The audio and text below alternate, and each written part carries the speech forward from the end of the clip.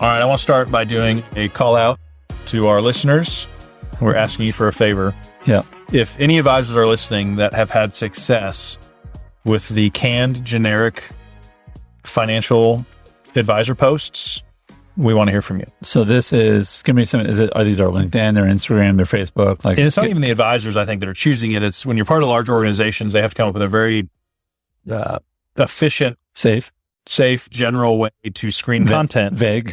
And so they're not going to say no to posting stuff, but hey, to post stuff, here's a library of things that have been curated on your behalf. And as somebody, like you're doing a favor. Yes. And as somebody that we follow a lot of advisors because they follow us, we get to see probably a much broader range of content. And there's a lot of overlap. I've maybe seen one or two where I'm like, oh, I like the way they did that. Because it's really marketing. Like we're trying to capture the eyes of our potential avatar and convince them to take action in some way. And so we have not had advisors say, Stan, that is, my business is thriving because of this. It's one where it's like, I know I need to be doing something, so I'm just going to do this thing. And maybe it kind of helps, but I'm not sure. Because I've been stuck in that because I've been there too. Like I got frustrated because I was like, I can't do everything. So if I'm choosing to do this with my time, I want to know it's good. Like I don't want to spend a bunch of time someday and have no way of tracking if anybody came from this marketing effort. Like, why am I doing it? And so as we talked through this, I was like, what's a way of one for me and my team to almost create a filter that's like when we communicate, whether it's online in an initial meeting with a prospect or a review strategy meeting with a current client, like how do we always audit ourselves to say, is this creative, impactful communication? Right. Or am I checking boxes? And the problem with checking boxes is literally just think about your job. The difference between, sir, what's your job? I check boxes. What are the boxes for? I don't know. Versus the person says, what do you do? Well, actually, I work in an operating room and my job is to inventory all the tools and all the pieces that we use in the surgery in the beginning. And at the end of the surgery, I take another inventory. Why would that be important? Because people have literally, and I don't say this jokingly, but people have doctors, literally left things in people. They're like, where's the forceps? And like, oh, they're there. Or where's and I think it's more common than we think. Yeah. So the point is like literally the person is just, what's your job? I check boxes versus the person who's like, no, I do the checklist for that. Or I run through this list before I take off in my plane. Why? Because there's 200 souls behind me that care. Yep. And here's where I'm going with this is that there are many advisors who are like, well, I just need to be marketing. They're literally why do you do that? Because I should be marketing. It would be the equivalent of you should just check boxes and then pay half as much because it's just not, it feels like they're doing something. Yep. It might feel like you're doing something and the only thing you're really doing is lying to yourself and wasting money. Yep. Like it's just keep your money and take the time to do the harder thing, which is to place a filter over your communications. Yep. And so we're going to break this down into what are the three very simple parts of, and easy to understand parts of the filter for your communications, then how to apply them to these different scenarios. So which scenario do you want to take first? Let's do, and well, I guess we picked on the social media communication stuff enough. I know there are people doing it well and getting results, but every time I hear about it, they're doing something different. It has a different edge to it. So let's talk with like opening meetings. Like you're meeting a prospect and these are the three filters we want you to use. It needs to be simple. We believe simplicity is a gift. At times, concise, direct information is harder than just like a word vomit, overwhelm, speak all the financial ease that we know on somebody. Visual. We believe that if you can interact or engage and show a complex topic visually, we talk whiteboard stuff, whatever you want to use. That's really important. And then meaningful. To the point like actually matters to the person you're saying it to, not just to you. It's not just true as in, let me tell you about the S&P, whatever. And it's like, okay, that's true. That might be simple. I might have something visual, but how's that meaningful to them? Like and I'm not saying you can't make that. I'm just saying your job is to make that. Like everything you share should be meaningful to the audience you have because they've taken the time out of their life to be in front of you. The least you could do is make it simple. They can understand it. It's just their first time to talk to them. Yeah. Like you don't want to talk over them, right? Yep. You don't want to talk down to them, but do a great job of saying, I'm going to make this so you can understand it because some of this stuff can be complex, but I'm a professional. So my job is to simplify this for you.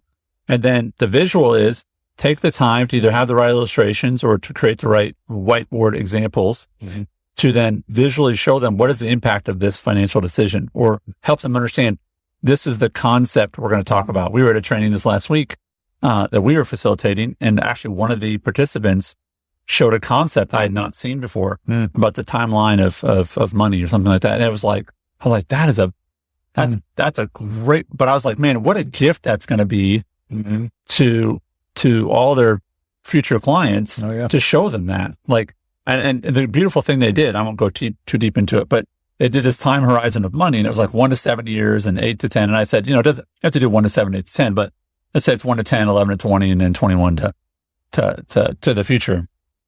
Every solution, which could be a product, may not be, you can then place on a timeline. Hey, 10 years out, that's where this is going to help. 30 years out, this is where this is going to help. Like, and they wrote at the top of the board for them. And so everything they talked about with a client from that moment on, the client said, "Oh, I see where that fits in my life." Yeah. And I thought to myself, I said this to the woman. I said, "This is such a gift to all of your clients, because now they can see in front of them, oh, this is where this matters to me." Wow. And I think, how different is that than, oh, here's this, here's this, here's this. But here's that's this. practice. Oh, yeah. Versus here's a pre-printed illustration of mutual funds over the last 20 years. This could be your life too, but probably not, because if you read the small print, it says this most likely is not going to happen to you. Right. And that was kind of the standard, especially when I was young in the investment business.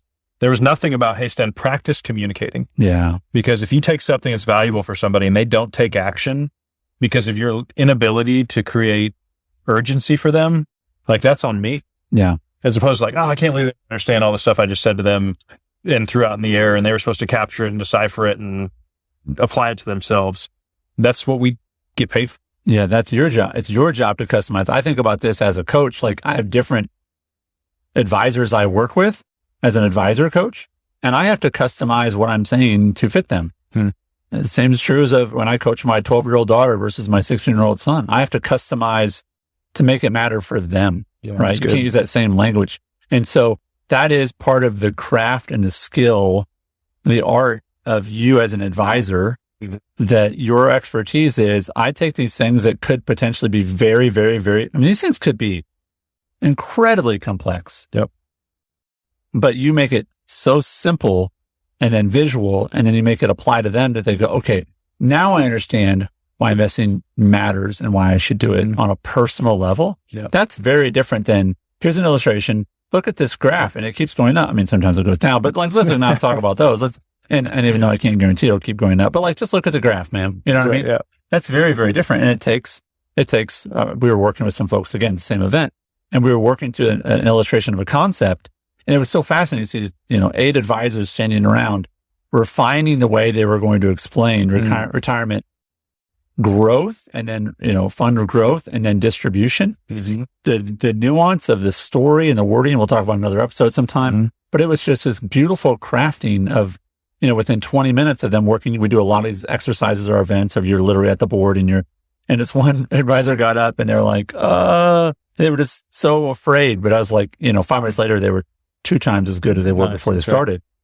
Because simple is hard. Oh yeah. Simple is hard. Yeah, you can go as far as like, I'm going to go take a public speaking class. I'm going to go do an illustration class to where it's like I'm being taught how to draw more clearly. All these things are building the skill set that we all need. I think obviously we need to know what we're doing in our job. Yeah. But if you spend so much time being a technician that you can't get people to take action, the only way you'll be beneficial is if you are on another team where there's people that can communicate really well and you're behind the scenes being the mad scientist. And that's awesome. We have those people, love them. But if you are a lead advisor and you want to build a company or you want to go out there and generate revenue, you have to be technically sound and you have to be a great communicator. Yeah. And communicating is not, look at this really compelling illustration. It's not just a words in someone's face. It's, if I can get into the consumer's shoes and this person who doesn't know what I know, and I can imagine, how do I create an experience? And for us, in an initial meeting, we're sharing ideas and concepts. Like, they're going to leave with something explained so clearly to them that there's a chance that stays with them forever. Absolutely. That every decision. Let me interrupt. I don't think that there's a chance. I think it does. Like, you explained, this was 3 years ago. Look, I know what long-term care is. I'm a 45-year-old man. At that point, I was, 43 or whatever. But like, you're like, well, let me give you an example of the kind of stuff. And I said, bro, you just explained long-term care to me in 60 seconds in a way that like, I kind of knew all those things, but like you did it in 60 seconds. And you're like, oh yeah, I guess I did. Like that's what every advisor who's listening or watching, you should feel that confident of that. And it's not that you can explain it all. Cause like, yeah, I could do a college class on it. Then you're not a good advisor. Yeah. You need to be able to teach someone who has maybe heard of it or never heard of it. Yeah. And then in 60 seconds, and this is at our events, we train in 60 seconds to 90 seconds, you explain enough of what they need to know. Yeah. Well, I didn't explain everything. What do they need to know so that they can feel like I understand this idea, concept, or strategy to where now we can have a conversation about it. And I feel like we're on a level playing field. Yeah. Right? The information is not the gift. That's everywhere. People could sit on YouTube for 5 hours and hear everything you're about to say. Yep. It's, are you able to communicate in a way that matters to them, that's simple? And again, if you can give them something that they will remember the rest of their life. We have some concepts we teach that people are like, every decision after this meeting is now different from what you shared. And the point of that's not to be like, great, I made them feel good. You are running a business and you're creating rapport, which means when you tell them to take action, the chances of them taking action are dramatically higher than I hope I'm catching them at the right time where they don't have another option. And I wasn't that compelling, but they need to know they need to do something. So they're just going to buy these funds I'm showing. That might work just well enough. But like the advisors that we hang out with, we're trying to play in a different ballgame and we want to work with great clients. And a lot of times those clients have other advisors and we're saying, hey, that person's doing it their way, but here's ours. Yeah. And almost every time they choose our way. There's some great examples of this just from advertising in companies in the past. And you'll see it where there's this really highly technical sales pitch and it's general. And then you've got Apple. And one of the unique things that Apple has done a phenomenal job of, and there's actually some really good, I don't know if you've seen these, but they're like short digital movies that they put out. And it's just people using their products or actors and it's sort of made up situations, but it's really funny. Like they're using their products to solve their problems. They didn't talk about megapixels. They didn't talk about, how wide is it and how much it costs. They don't talk about how long it charges or whatever. They just show people using it, solving problems. Nice. Right. And that's telling a story and making it meaningful and visual and simple.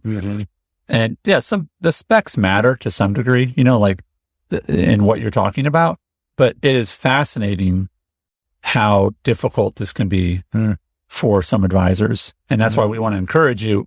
If you can't do it, it's okay because we work with people that they're bad at it. And then by the end of the day, they're way, way better. Oh yeah. They're way, way better. And I'll think back now on our 200, 300 advisors that have been through our live events. No one has ever said, hey guys, that's great, but I'm going to go back to doing my way. Oh yeah. That's scary. I've been doing it my way and it's kind of worked until it's like, I can't believe I ever did it that way before. Yeah. Well, at our last event, we asked, because some of these advisors had been through our training before, is how many times did you stand up per meeting before our training? And it was like 0. I mean, the only reason you stand up is you have to go to the bathroom or you're leaving, and generally you don't want either one of those things to happen during a meeting, and it's like, how many now? And it was 3 or 4. Yeah, which is great. Maybe somebody said 2, but almost completely. I mean, half of them had been through our training. They said it's 3 or 4 in a meeting that I'm going to stand up and share. And listen, that's a big difference from 0, as in it will fundamentally change your interactions with your clients. Yeah. From a prospect client, it's night and day. It's gone from this is what I expected. This stinks. I'm here. I mean, as an advisor, I want you to think about most of the conferences you've been to and the feeling you have when it's just like, man, I'm glad to be done. It was cool to get away. I did it, but now I'm going back. Nothing's changed. My butt hurt from sitting for so long. For real. Yeah. And I kind of took some notes, but it was good to go out to a nice dinner. Most of the conference experience, I've yet to have one where I leave I'm inspired. Yeah. They got me up. We workshopped something that kind of challenged me, made me uncomfortable just enough. Most of us, those are our meetings. Yeah. It's our equivalent to a conference that all the speakers or the wholesalers that sponsored it, and we just go home and nothing changes. Yeah. We have to dramatically shift. We're creating an experience where when they come and we stand up and we start communicating and asking great questions and applying the numbers to their situation, it just comes to it's goes from black and white to color. And my hope is that you see that even if you're doing just well enough in your practice, that you are open to leveling up when it comes to communicating the value of something and creating urgency, because that is the gift we can give. Yeah. I like that part. You said that's the gift you can give. It is a gift to be simple, right? It is a gift to that person. But I would also say, if I say to any advisor, do you want to be effective? Yes. All right. And effective means they understand it and they're confident in it and they make a buying decision if it's the right thing for them. Then yeah, of course, all those things. Then how are you going to be more effective than your competitor? So let's just think about this from a competition standpoint. If you're not simple, visual, and meaningful in your communication, then you're like most advisors. That's right. Right? If you want to be unique, make things simple, be visual, and make it really meaningful. And you can do that on a really practical level. But it's not just about whiteboarding. I think there's other parts of this where, and I've talked about this in past episodes, but the power of a metaphor or an analogy, and this is a nuanced thing, but this is where if you really want to be elite, you need to understand this. Is the power of those things is like people go, why does that work? Why does that? Because it's a bridge between an idea they do understand. Well, you know what I like in baseball? And they go, oh yeah, I love baseball. And they go, I don't like baseball. Okay, I'm not going to use that. Because you have to use something that people do understand, and it's a bridge to something they don't. Suddenly it does make sense. You connect like what is known to what is a little known or unknown, and they go, oh, that makes sense. Yeah. Right. And how are you as an advisor should just have 10 of those. Yeah. Then you just go, I'm going to explain it this way to this person. This person's 85 years old and a female.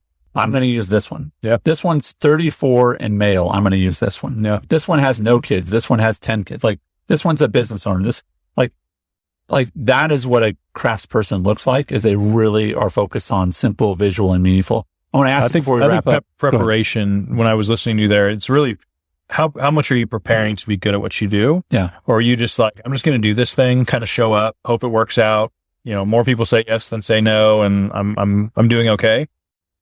The fringe benefit of being a great communicator is you're creating in them a feeling and an experience that they will refer to you. Like there are other benefits to this, where this episode is about communication, but I've been friends with Andy for a long time, and he talks in analogies and stories, and he's fun to be around.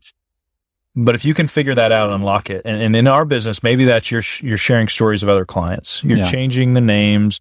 Maybe you're borrowing the story from another advisor, but like speaking that way when it comes to a product or a solution or making an investment that seems scary, wrapping it in a story, hands down, every time is better than just the facts alone. Absolutely. You do a good job of this in regards to, and thank you for those kind words. I appreciate it. And if for our podcast, editor, if you could just loop that like 20 times. I'm kidding. But shout out to Jody. We appreciate you.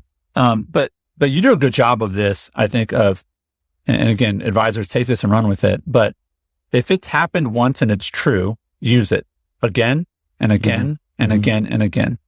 And because you're creating a vision for the person you're in front of, which is, I don't know if this is going to be your situation, but I had a client who this. And I think you start with, I don't know if this is good, but I've worked with people where this has happened, right? And challenging your property taxes, paying your kids, cost segregation, like whatever it is. Like here's the great thing. You only need one. Now you could have 5 examples to kind of maybe fit. Yeah. Hey, I had another guy who employed 10 people and was in the trade industry, and this is what we did for them. Yeah. Like that's helpful. Yeah. But you should have those. And I think that what's exciting, and I think you're big on this and people in our community are big on this, is like every time they get a story, they're like, oh yes. And they put it in their sort of bat belt that's got all the, Batman's got his belt on. Like it's just another tool that they're like, I'm ready to go. I'm ready to go. Yep. Treat that like a great comedian refines their jokes. Yep. Right? Like none of that is by accident. That's right. And the beauty of comedy or really great speaking and presenting is none of it feels rehearsed, but it's all rehearsed. That's right. It's so rehearsed that it doesn't feel rehearsed. Yep. That's what a great comic does. That's what a great advisor does, is when someone starts and shares something, you're like, I got it. And not I got them, like I'm going to trick them, but like, I got it. I have the perfect example to share with them that they're going to connect with and feel good about. Yep. And that's a skill. That's a skill that elite advisors, that's what separate. Why do people always say yes to them?